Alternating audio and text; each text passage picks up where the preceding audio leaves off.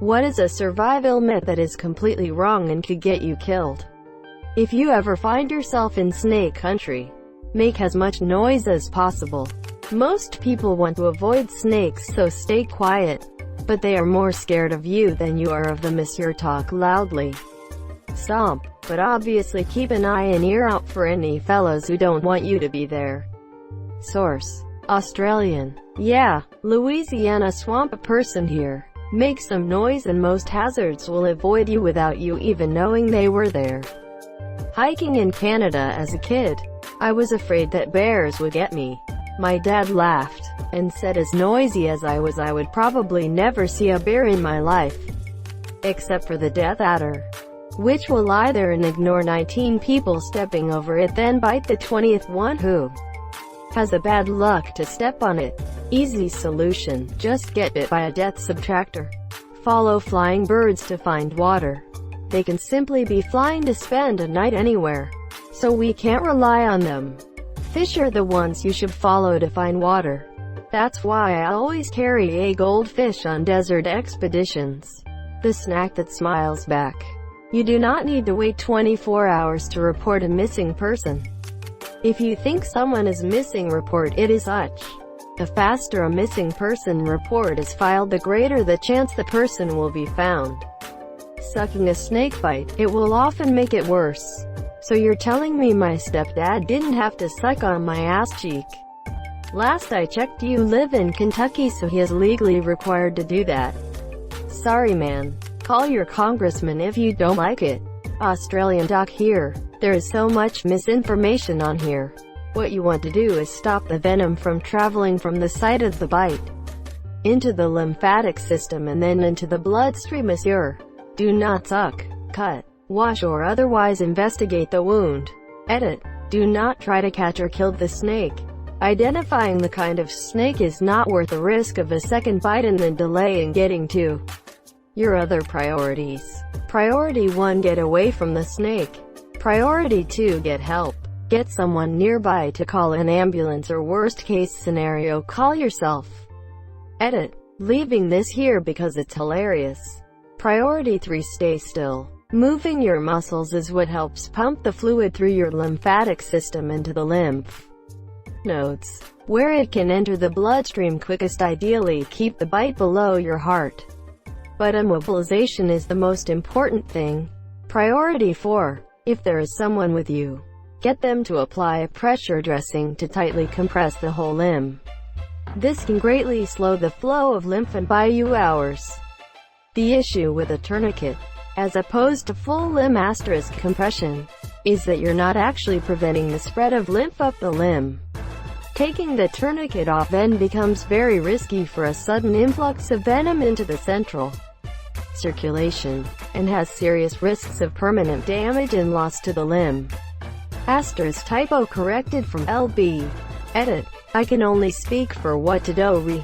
Australian snakes. Other areas obviously have different species and perhaps correspondingly different guidelines. If you are doing outdoorsy crap in other continents, make sure you know basic first aid relevant to that specific location. Greater than Australian doc here. The Australian part is the more pertinent credential. Removing a bullet is more dangerous than leaving it in. Trying to remove it can tear vital organs. It can be pushed in even deeper, or removing it can cause the person to bleed out. So digging it out with a rusty knife and covering it in duct tape doesn't instantly heal you. Far Cry lied to us. Jason Brody never lies. Rescue breaths are wildly overrated in most movies and TV shows. You'll see someone in cardiac arrest, and the rescuer will stop giving compressions and focus on breathing into a person's mouth and blammo. Awake, alert, alive. Nope, don't do that. Your body does store a fairly decent amount of oxygen in its blood at all times. If someone in front of you ODs and their mouth is covered with saliva, vomit, or someone collapses in front of you of a suspected cardiac arrest, your plan of action is twofold. 1. Are they breathing? Do they have a pulse? This is easy to fuck up, especially in a moment of panic. My rule, as an EMS provider, is that if you don't feel it in 10 seconds, it's not there. Start compressions.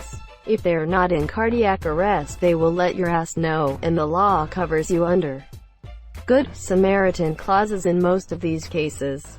2. If you are the only person attending to this body, do not stop and give rescue breaths if help is on the way and will be there soon. It takes about 4 to 7 decent compressions to get blood recirculating in the body after stopping to give mouth to mouth. That's a lot of blood, carrying a lot of vital oxygen reserves that aren't making it to the brain. Obviously, if you're a long way out from help, and you feel safe to do so, give rescue breaths, but it should never be priority number 1. By the way, if you hear ribs crack, make a face. Make vomit noises if you have to. Tell the person their bones are fucking grossing you out. But don't stop compressions. Because what are compressions? That's right, they're number fucking 1. I work in an ER. A patient went suddenly unresponsive after standing up to get onto a cart. We weren't sure if we felt a pulse or not, but our 10 seconds was up. So my coworker started compressions. Or I should say, compression, singular. She delivered a single, high-quality compression, and he immediately screamed and threw out his arms and legs up. Turns out his BP dropped when he stood up, causing him to pass out, and was so low, we couldn't even feel a carotid pulse. I told that coworker I want her doing my compressions should I ever need them, monsieur. The opposite of one punch man. One pump woman, able to resuscitate anyone in a single compression. Not to be confused with one thrust man, who ejaculates after only a single thrust. The first mistake is to look for food and water first before having a shelter up to keep yourself dry and warm. Edit. When I say shelter first, it includes having a fire too, which I forgot to mention. When you are wet and exposed to the elements, your core body temperature can drop and you can get hypothermia if it gets too cold, and you would burn more calories than necessary. A big reason to building a shelter too is to also keep yourself off the ground, because the ground is an infinite heat sink, which means you lose your body heat way faster than you would think in. Will be more exposed to the cold elements. Guys, yes, it's good to be near a water source, but remember that it's always colder around rivers, streams, lakes, and oceans. Make sure you are able to easily gather shelter, fire material within the area, plus finding a prime location to set up shelter. I feel like a book RN. Thanks for the silver. Shelter, water, food. In that order. Don't eat snow to stay hydrated if you're in a winter survival situation. Losing the heat to the snow while eating it is more dangerous than dehydration. Heat it up or let it melt in a container first to lose less heat. If you have fire in a pot, put ice in it, not snow. It is cleaner and more dense than snow, i.e. you get more water out of it. Edit. Not sure about the cleanliness of ice versus fresh snow, but we are still talking about boiling that water. And my main argument, that you get more volume of water from ice than from snow, still stands. Edit 2. It's only an argument I heard somewhere else. So this could be one of those survival myths. Everyone who disagrees. Yes, it could be that I'm totally wrong on this one. Don't know why it got so many upvotes. If you have to forage for food, avoid mushrooms entirely. Odds are so slim you will find an edible kind that you're much better off looking for things like nuts, seeds, and berries. Edit. This is not the myth. This is the truth. They also hold negligible amounts of calories, so even if you are knowledgeable about fungi, it still isn't worth it. Guess the only scenario where you might go for it is if you have knowledge on edible mushrooms and stumble upon a grove full of them, monsieur. Closest I can think of is brace yourself if you are about to get in an accident. Try to go limp. You're more likely to walk away with minor injuries if you go limp. That's how drunk drivers survive crashes. Heard a story of a guy who got caught up in a tornado. Right before the tornado sucked him in, he got hit in the face with a vase, which knocked him unconscious. The tornado then threw out him onto the ground a couple miles away. He survived with only some minor scratches and bruises. I feel kinda bad for laughing. Like a great 5-second Futurama gag. He stared death in the face and survived. Removed. How to tell the difference between a black bear and a brown bear. Climb a tree. The black bear will climb up after you. The brown bear will knock the tree down. They will both climb the tree and kill you. My grandma's second husband and his 2 children were chased up trees by a grizzly and killed one by one. A good way to prevent bear attacks is to carry small bells. Another good tip is knowing if a bear is in the area and what kind. For instance, black bear dropping are small pellets while a brown bear dropping are much larger and often contain small bells. Another great myth, haha. Bears are known to investigate sounds including the bells you have on.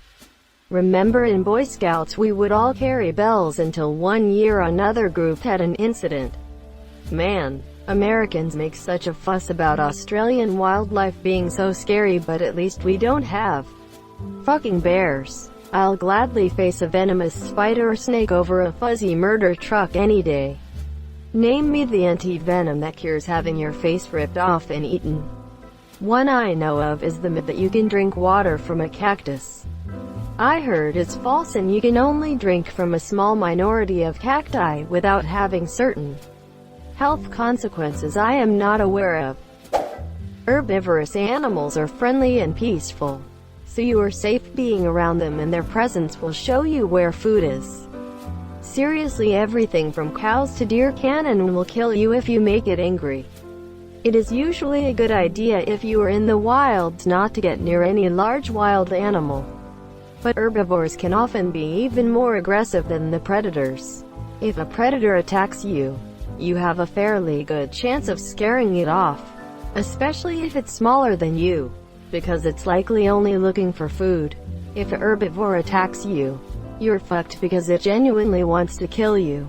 If it's a predator, you just need to convince it that you aren't worth the effort, especially if it's not too hungry.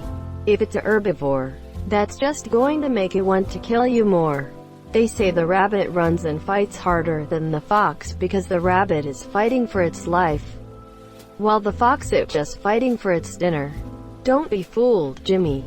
If that cow ever got the chance, he'd eat you and everyone you care about. You can hydrate from soda. If that's all you have, drink it. Fallout New Vegas tells me otherwise. You get a cap though. If you get stabbed with anything, don't pull it out since it could be the thing that's preventing you from bleeding out. Instead, immobilize it and go to the hospital where they can stop the bleeding when they remove the object. That knife is in your aorta. If you remove it, you'll bleed to death.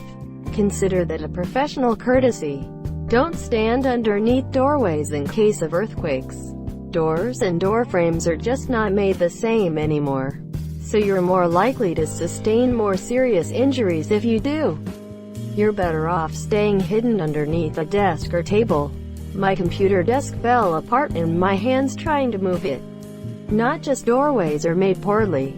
There was a till that fires used to take 7 minutes to move to the next room in a house in the 40s. But now it takes 50 seconds because all the furniture is cheaper, less dense wood. I can think of multiple. Basic wilderness survival is required to be taught where I live. Don't drink your pee if you're thirsty. It's high in salt and will make you more dehydrated. Just like ocean water. Eating snow when you're thirsty is also bad. It lowers your core temperature and you can become hypothermic. Don't play dead with all bears.